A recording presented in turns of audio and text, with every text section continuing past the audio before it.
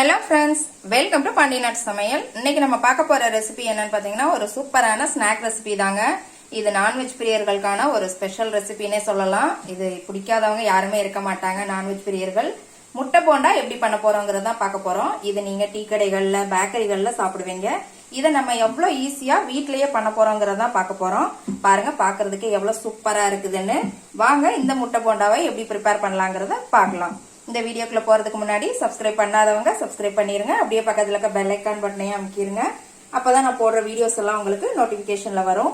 இப்ப வரைக்கும் பாண்டியநாட் சமையல் சேனலுக்கு சப்போர்ட் பண்ணிட்டு இருக்க எல்லாருக்குமே ரொம்ப ரொம்ப நன்றிங்க.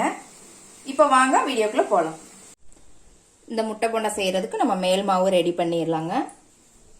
அதுக்கு ஒரு கப் கடலை மாவு, அரை கப் பச்சரிசி மாவு, 1/4 ஸ்பூன் பெருங்காயத்தூள், 1/4 ஸ்பூன் மஞ்சள் தூள், 1 ஸ்பூன் தனி மிளகாத்தூள், 1 ஸ்பூன் காஷ்மீரி சில்லி பவுடர். நான் கலருக்காக சேர்த்துருக்குறேங்க. இதுல பெருசா காரம் இருக்காது. அப்புறம் தேவையான அளவு உப்பு. நான் ஆப்ப சோடா எல்லாம் போடலைங்க. உங்களுக்கு வேணும் அப்படின்னா நீங்க ஆப்ப சோடா கூட போட்டுக்கலாம். இப்போ இது எல்லாத்தையுமே நல்லா மிக்ஸ் பண்ணிக்கலாம். இப்போ இதுல கொஞ்சம் கொஞ்சமா தண்ணி சேர்த்து பஜ்ஜி மாவு பதத்துக்கு பிசைஞ்சுக்கலாங்க. பாருங்க, இந்த பதத்துக்கு மாவு கரைச்சிக்கோங்க. நம்ம பஜ்ஜி போடுற பதம் தாங்க. இன்னைக்கு நான் 6 முட்டை எடுத்துருக்குறேங்க. இதை நான் ஏற்கனவே வேக வச்சு எடுத்துக்கிட்டேன். இப்போ இதை நம்ம கட் பண்ணிக்கலாம். நான் இந்த மாதிரி குறுக்க கட் பண்ணி போட போறேங்க. இன்னைக்கு நீங்க நீளவாக்கில் கட் பண்ணணும்னா கூட நீளவாக்கில் கட் பண்ணிக்கலாம். இதே மாதிரி எல்லா முட்டையும் கட் பண்ணிக்கலாம்.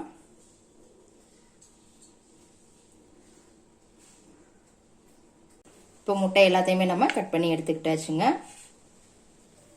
இப்போ ஒரு கடாயில எண்ணெய் ஊற்றி வச்சிருக்கிறேங்க. எண்ணெய் சூடாகட்டும். மீடியம் ஃப்ளேம்ல வச்சு ஹீட் பண்ணிக்கோங்க. எண்ணெய் சூடாயிருச்சுங்க. இப்போ இந்த மாவுல இந்த முட்டையை போட்டு பெரட்டி நம்ம உள்ள போட்டுடலாம். இந்த மாதிரி மாவு ஃபுல்லா அப்ளை பண்ணிக்கோங்க. இந்த மாதிரி போட்டுருங்க.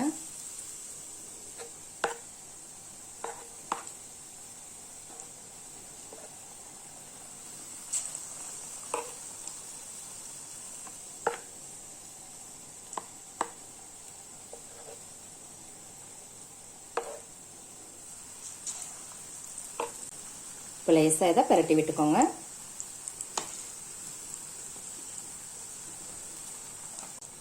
இந்த மாதிரி ஒரு 2-3 டைம் பரட்டி விட்டே இருங்க. அவ்வளவுதாங்க, நல்லா வெந்துருச்சு. சூப்பரா ரெடி ஆயிருச்சு. பாருங்க எவ்வளவு சூப்பரா வந்திருக்குதுன்னு. ரொம்ப கஷ்டம்லாம் இல்லைங்க. டக்குன்னு ஈஸியா செஞ்சிடலாம். வீட்டில் இருக்க பொருட்களை வச்சேவும் ஈஸியா செஞ்சிடலாம். அவ்வளவுதாங்க, சூப்பரான முட்டை போண்டா ரெடி ஆயிருச்சு. எப்படி இருக்குன்னு செஞ்சு பார்த்துட்டு கமெண்ட்ல போடுங்க. லைக் பண்ணுங்க, ஷேர் பண்ணுங்க, சப்ஸ்கிரைப் பண்ணுங்க. கூடவே பெல் ஐக்கான் பட்டனையும் அமுக்குங்க. மறுபடியும் வேற ஒரு ரெசிபியோட சந்திக்கலாம் ஃப்ரெண்ட்ஸ். அன்போடு சமைத்து ஆனந்தமாய் உண்டு இன்பமாய் வாழுங்கள். வாழ்க வளமுடன்.